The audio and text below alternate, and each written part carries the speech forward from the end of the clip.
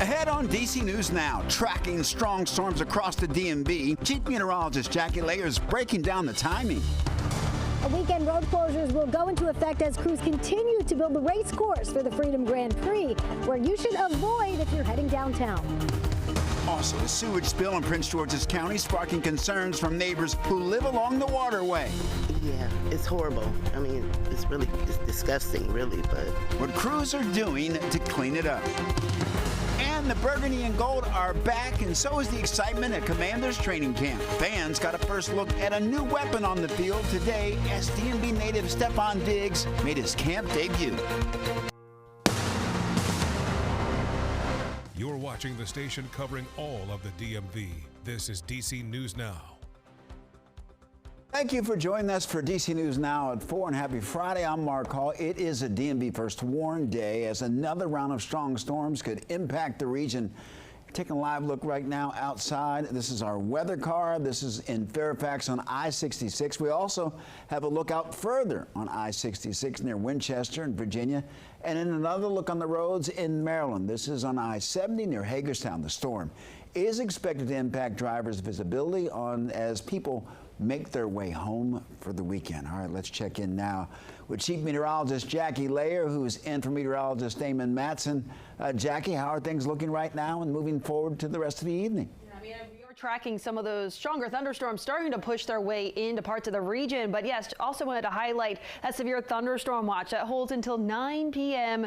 tonight. And that includes most of our area. So all those counties that are highlighted in yellow on your screen, that does include DC, the DC metro area along 66, up and down the I-81 corridor along 270 as well, and even back out towards Anne Arundel County, the Baltimore metro area too. So if you do have those travel plans tonight, also up towards Baltimore or even up towards the Philadelphia area, also under some severe thunderstorm watches as well. The radar, though, here locally, it's starting to populate with a few more of those thunderstorms right now. A lot of lightning associated with these. You can see those flashes on your screen, but also wanted to highlight that we've already had a few severe thunderstorm warnings with this particular cell into Washington County, Maryland. That's continuing to dive its way farther south and east, and it's moving at a pretty good clip at about 30 miles per hour. So the leading edge now slowly starting to push into Frederick County, Maryland, too. So heads up, Boonesboro, you're in the thick of it right now. But continuing to move its way south and east. So Middletown, you're next up, along with Frederick, and even out towards Walkersville. Heads up, this is headed your way. And that severe thunderstorm warning goes for the next 15 minutes. We could see this expanded as it moves its way farther south and east. And as that thunderstorm is really trying to thrive off of all that heat and humidity that's still out there right now. We also have this cluster of thunderstorms across southern Fauquier County, just south and east of Warrenton. That's moving slightly north-northeast. We'll continue to monitor that. More thunderstorms, that line of embedded thunderstorms farther out towards the west. It does look like we do have another severe thunderstorm warning that's just south and west of our area, so we'll continue to monitor that. But watching these storms farther out just west of Culpeper, those will continue to move their way eastward as well. So quite a few thunderstorms out there right now, nothing closer towards DC just yet. We'll also continue to keep a close eye on that. But temperatures right now, it is hot, upper 80s to lower 90s. It feels like temperatures right around the triple digits yet again. When do we finally see a break from this heat, humidity, and thunderstorms? Those details coming up. All right, Jackie, thank you. And you can stay up to date with the forecast by scanning this QR code. It's going to take you to our website, DCNewsNow.com, where you can find current conditions, the radar, and live weather cameras of what the weather looks like in your area. In other news, a 10-year-old is recovering after being hit by a car while riding a bike in Reston this morning. The driver, we are told, didn't stay at the scene. Fairfax County Police say that it happened just before 9 at the intersection of Barron Cameron Avenue and Reston Parkway. The child was taken to the hospital and is expected to be okay. Investigators say that the driver, believed to be in a dark-colored sedan, drove off heading east on Barron Cameron Avenue. Anyone with information is asked to call 911. You're looking live right now at the White House. A federal court has ruled that President Trump's $400 million ballroom at the White House is not legal. D.C. Circuit Court of Appeals saying that today that the president is a temporary tenant and has no authority to make changes to the property. In a 2-to-1 decision, the judges sided with the National Trust for Historic Preservation, which sued over the construction. That organization argues that congressional permission was required for the project, which the White House never got. The president's last option to build the ballroom legally is to appeal the case to the Supreme Court. The lower court is pausing its ruling for 2 weeks to give him time to see if that's exactly what he wants to do. Let's head over to now the Lincoln Memorial Reflecting Pool restoration project is drawing new attention. With new signs are now posted around the landmark, appearing to blame previous administrations for problems with the pool's water system. National Park Service says that more than half of the 58 water supply ports were clogged and no longer working. Crews are now flushing the pipes as part of the restoration effort, which has faced setbacks including peeling paint and algae growth. Well, staying in the district, new road closures will go into effect this weekend as crews continue to build the racetrack for the Freedom 250 Grand Prix. DC News Now's Marielle Carbone live downtown. And Marielle, this event is still 2 weeks away, but the impacts are certainly picking up as we speak.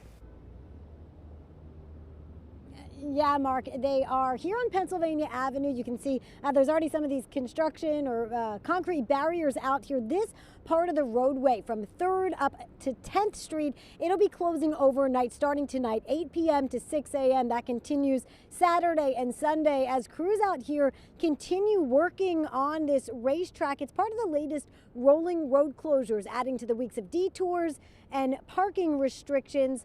We also know that those crews, they're working on the fan zone and other areas of the Freedom 250 Grand Prix. Various parking restrictions, partial lane closures and detours can be expected all around the National Mall down here through mid-September. So officials are encouraging people to use Metro to get around downtown. Don't drive, certainly overnight if you need to come this way. Don't be getting in the car. We did speak to some people that have been out here trying to kind of navigate through some of this hassle. And while they say it's been a bit disruptive, overall they said it's been doable. Make it a bit annoying at times, but it is what it is. It's just DC. I've been living in Baltimore, DC area forever, so you get used to things like this and make them and just figure out how to get around it. And officials say that these road closures and detours, they can change at any time. So they are saying to stay up to date, you can sign up for Alert DC, and then you'll get notifications as things change over the coming weeks. Reporting live downtown, I'm Marielle Carbone, DC News Now. All right, Marielle, thank you. And several Smithsonian museums are back open today after a mechanical issue forced closures along the National Mall. 7 museums and facilities shut down Thursday after a problem at a nearby heating plant disrupted air conditioning. The Smithsonian says that the impacted locations have now resumed normal operations. Happening now, cleanup and restoration efforts underway after a large sewage spill into a creek connected to the Potomac River in Prince George's County. WSSC Water says that a break in a temporary bypass pipe at a nearby pump station caused more than 150,000 gallons of sewage overflow to spill into the Swan Creek yesterday morning.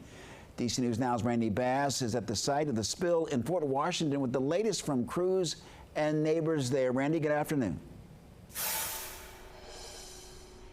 Yeah, Mark, good afternoon. Just to put this all in perspective, enough sewage to fill about 7 average-sized backyard pools came out of a broken water main here in Fort Washington yesterday, overflowing into the nearby creek. And I can tell you right now, there is still a very stinky smell, funky smell lingering in the air here today. There are also now bright yellow signs up around after crews say it took about an hour to stop the sewage spill yesterday.